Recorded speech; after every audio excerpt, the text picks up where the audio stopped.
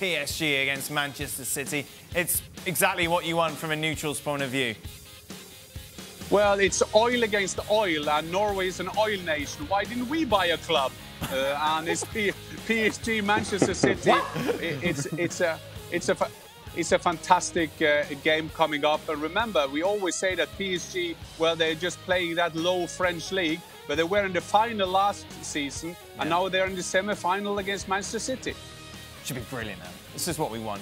Yes, it should. And you talk about contrast in regards of strength and styles, because when you look at PSG, you're thinking, man, Neymar, Kylian Mbappe, if those guys have a good game, if they have a magical night, if they're allowed to run with the sort of freedom that they were allowed to run against Bayern Munich, they're going to create problems for that back line of Manchester City. So Manchester City have to be at their very best with the quality of their possession and how sharp their possession is. Because if they lose the ball in a bad area, and now you have space in behind Ruben Diaz and John Stones, I don't care how good Ruben Diaz has been over the course of the season, you're not keeping up with the speed and the quality of Kylian Mbappe. And so for me, Manchester City have to be so very good with that possession, and that their possession is productive, that it ends in something, that it ends on a shot on goal, that you do not allow transition going the other way. If you allow PSG transition going the other way and freedom to do that, you're asking for trouble. How's your phone, Craig? Is it back on? Are we all right? No, it's gone. That's it. He had enough. He had enough. Nathan, we've seen in the past Guardiola overthink big matches. Is there a concern he could do that, or does he need to do that going into this semi-final, considering the pace and the threat that Mbappe and Neymar bring? I think as far as Pep goes for this particular situation, he's probably quite similar to us in the fact that PSG's main strength is clear and obvious. I think when you look at, say, the game that they played yesterday, the whole thing revolves around Neymar and Mbappe essentially playing well, showing some level of magic. And even though they have their talents elsewhere, you feel that if those two aren't performing, PSG aren't the same sort of side. So for Pep, I think he has to understand, as LA said and everybody else has said, that the space in behind for PSG is always going to be huge, and they can have one-on-one isolations where they're very, very good. And I think Pep will try and think of a way to stop that. I don't know if it's possible, because those two are essentially, you know, two of the best players in the world. But he'll put something into that. But then as well, he understands the importance of trying to control the game through possession. So it's another one of those games where I wouldn't be surprised if they went with a false nine or something like this. So they had more possession and they were better in transition in terms of trying to stop the service to those two. But at this moment in time, I think all those criticisms of Pep in terms of overthinking it, they feel like it was a long time ago, because for the last 3, 4, 5 months, I think he's been getting it dead on every single time, essentially. I think that is I've been told, sorry, Jan, I've been told that Craig is in a new position now. Okay. I am. Let's see this. I Are you on the bed? Oh. I'm on the like sofa. creepy Craig. Did you hear me swearing down there? No, I don't think the swear words are in. This is No, really when awkward. You're like looking, trying to be comfortable and relaxed. Hello, how are you? I scored in the World Cup, don't you know? These aren't my real teeth. How are you doing? How are you doing? Listen, I'm fed up sellotaping my iPhone to that tripod. It keeps falling down. At critical moments in this show. Well, yes, exactly. That's how serious we take this. Craig, you are overthinking. You are overthinking that thing. Like that.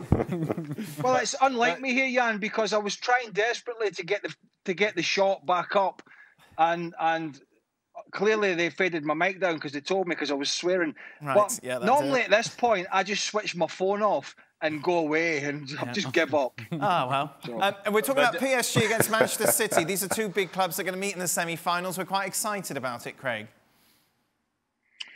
Yeah, I mean, I think they're great semi-finals anyway. I mean, intriguing semi-finals both, but obviously, you know, as Jan said, the oil money and the two teams that are really desperate to win this competition. Now, Man City fans will tell you otherwise.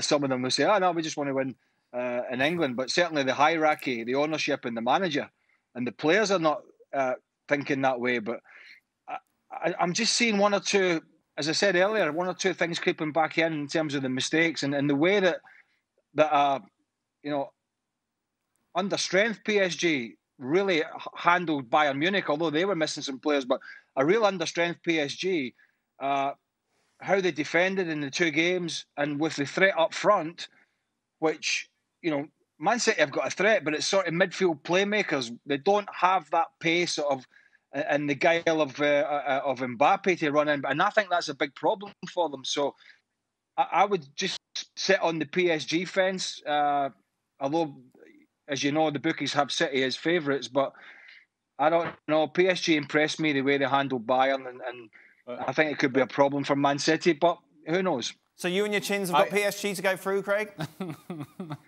Am I detecting this shot's not doing me any favours?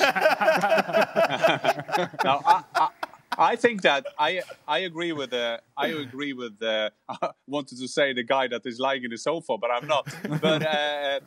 But I think that the thing that been said about Guardiola, I think this season he has taken another step, because it's not Guardiola that's always turning up with an A, B, C, D, E, F plan. I mean, today as well, it was a good performance. He still didn't lose. They just went for it and winning that. And remember when PSG, I mean, don't get blended by that game at home at Allianz Arena.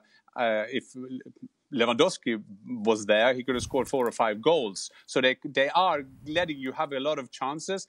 And if you have a look at Nagelsmann playing with a false number 9, Manchester City are doing it. Lewandowski is everything. He's 9, he's false number 9, he's 10 in one man. So I don't think that is a disadvantage of Manchester City going in there. For me, Manchester City are the favourites for that semi-finals. Apparently, we're going to let you go now, Craig. Thank you very much for your contribution. Well, why? Why? He's let himself go. Oh, man. That is not a good angle either. Yeah, that is not a better shot. A good angle. Not a better shot. Get off!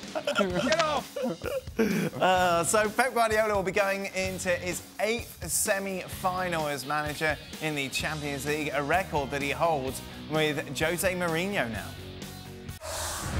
Well, thank you very much for watching ESPN on YouTube. For more sports highlights and analysis, be sure to download the ESPN app. And for live streaming, premium content, and let's not forget as well, ESPN FC 7 days a week. Subscribe to ESPN+.